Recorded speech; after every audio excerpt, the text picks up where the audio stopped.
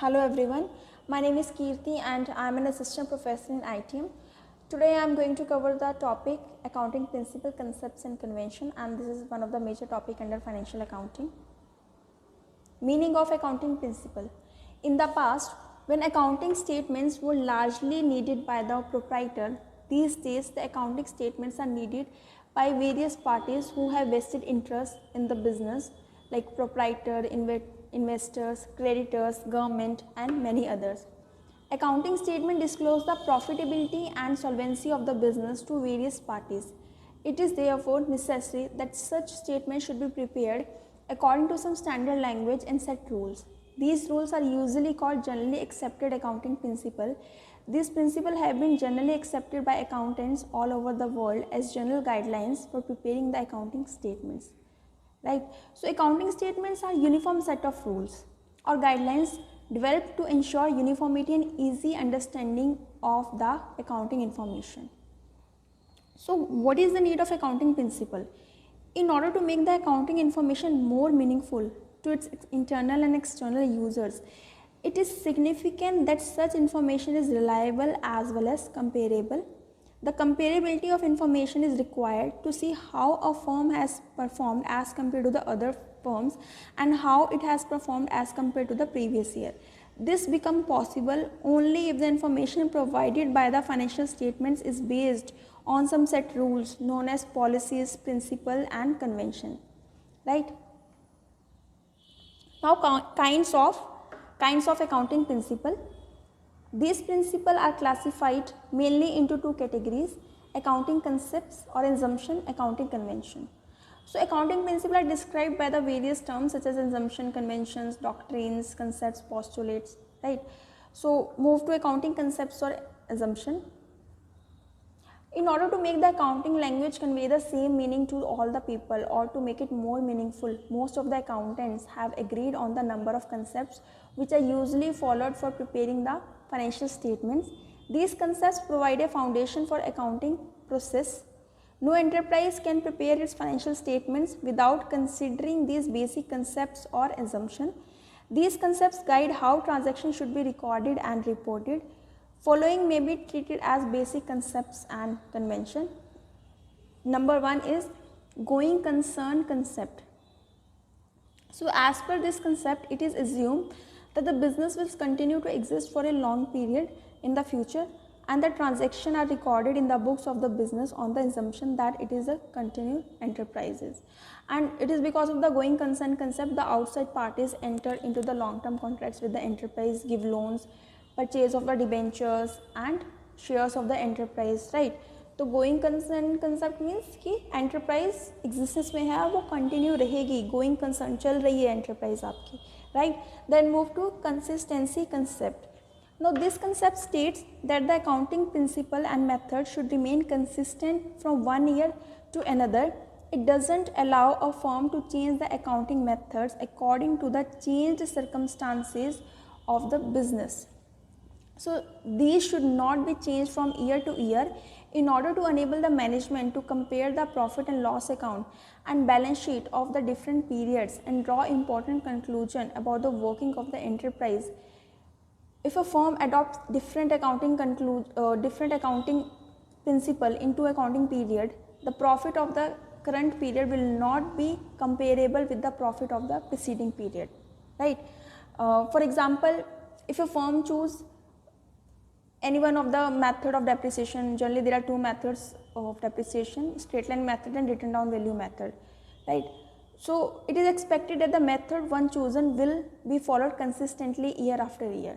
Likewise, the method of stock valuation or making provision for bad debt should remain consistent with the previous year, otherwise the decision taken on the basis of accounts will be misleading. Then move to accrual concept. In accounting, accrual basis is used for recording the transaction. It provides more appropriate information about the performance of the business enterprise as compared to the cash basis. Accrual concept applies equally to revenue and expenses. In accrual concept, revenue is recorded when sales are made or services are rendered, and it is immaterial whether cash is received or not. Similarly, according to this concept, expenses are recorded in the accounting period in which they assist in earning the revenue whether the cash is paid for them or not. Therefore, to ascertain the true profit or loss for an accounting period or to show the true financial position of the enterprise at the end of the accounting period, all expenses and income relating to the accounting period are recorded whether actual cash has been paid or received or not, right? Then move to business entity concept. According to this concept, business is treated as a unit separate and distinct from its owner, creditors, managers and others. In other words, the owner of a business is always considered as distinct and separate from the business he owns. So business unit should have a completely separate set of books, and we have to record business transaction from firm point of view, not from the point of view of the proprietor, right?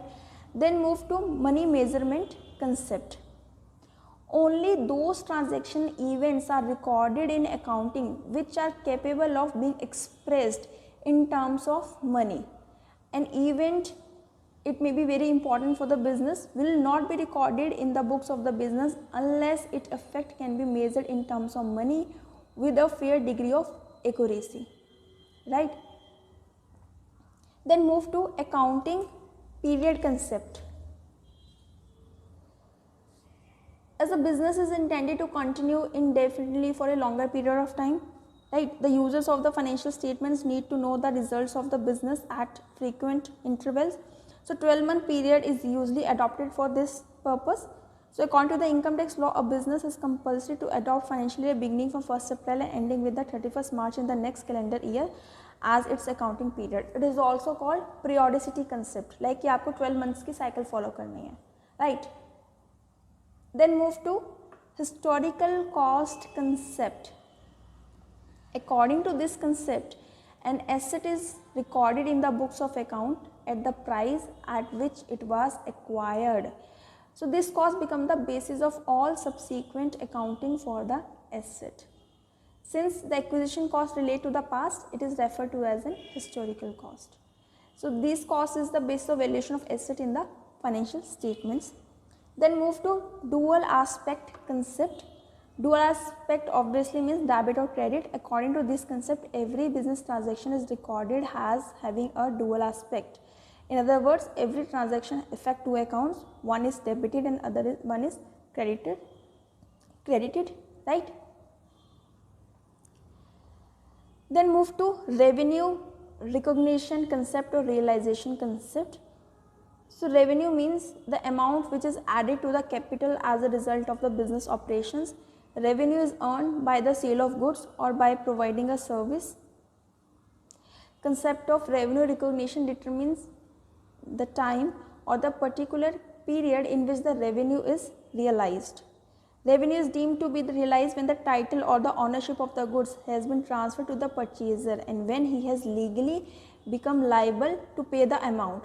So it should be remembered that revenue recognition is not related with the receipt of cash, right? Then move to matching concept.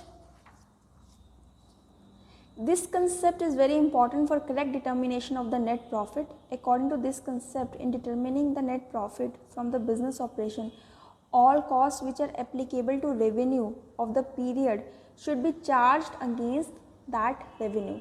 So accordingly, for matching concept with the revenue, first revenue should be recognized and then cost incurred for generating that revenue should be recognized, right? Then move to objectivity concept. This concept requires that accounting transactions should be recorded in an objective manner, free from the personal biasness either from the management or the accountants who prepare the accounts.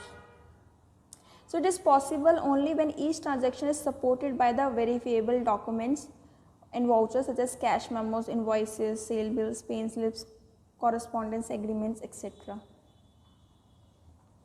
Then move to accounting conventions. And accounting conventions may be defined as a custom or generally accepted practice which is usually adopted either by general agreement or common consent among accountants. So what is the difference between accounting concepts and conventions? Like accounting concepts have legal acceptance. Accounting conventions are guidelines based upon customs or usage or general agreement. Right? Accounting concepts are the basic assumption on which the transactions are recorded and accounts are maintained. Now accounting concepts are followed in preparing the profit and loss account and balance sheet. Right? So that is the basic difference between concepts and conventions. So following are the main accounting convention. Number one is convention of full disclosure. So this convention requires that all significant information relating to the economic affairs of the enterprise should be completely disclosed. In other words, we can say there should be a sufficient disclosure of information which is of material interest to the users of the financial statements, right? Users like proprietors, investors, creditors, shareholders, etc. Then move to convention of materiality. This convention is an exception to the convention of full disclosure. Full disclosure says that you have to disclose completely, everything you have to disclose. But convention of materiality says that items having an insignificant effect or being irrelevant to the user need not to be disclosed. Then next is convention of conservatism or prudence.